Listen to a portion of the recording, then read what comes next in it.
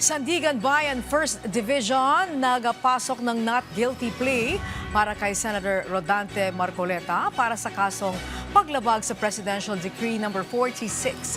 Kaugnay ito sa umano'y natanggap ng senador na 75 million pesos na campaign donation. Si Rod Lagusad sa sentro ng balita.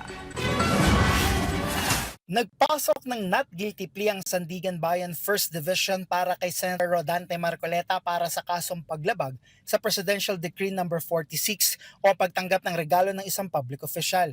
Ito'y matapos na hindi magpasok ng plea ang senador.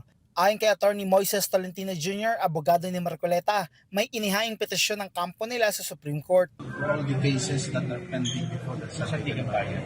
Basically, we are challenging the resolution of the Ombudsman. Hindi naman idinetalye ni Tolentino kung anong partikular na petisyon ang inihain nila sa SC. Naghain naman ng not guilty plea ang kapwa-akusado nitong businessman na si Aristotle Veray para sa kasong paglabag sa Presidential Decree No. 46 sa naturang korte. Ang naturang kaso ay kabilang umano sa natanggap na 75 million pesos na campaign donation ni Marcoleta na hindi idineklara sa Statement of Assets, Liabilities and Net Worth o SALN o Statement of Contributions and Expenditures o SOSE. Bago nito, una nang humarap si Marcoleta sa iba pang arraignment kung saan siya mismo ang naghain ng not guilty plea.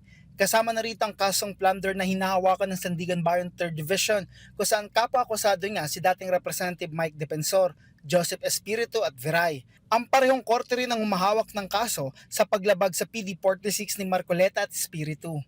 Ang Sandigan Bayan 4th Division naman ang may hawak sa PD 46 ni Marcoleta at Defensor. Itinakda naman ng Sandigan Bayan 1st Division ang preliminary conference para sa kasong paglabag sa PD 46 ni Marcoleta at Veray sa August 11 hanggang 13, habang ang pre-trial naman ay nakatakdang gawin sa September 7. Rod Lagusad para sa Bayan.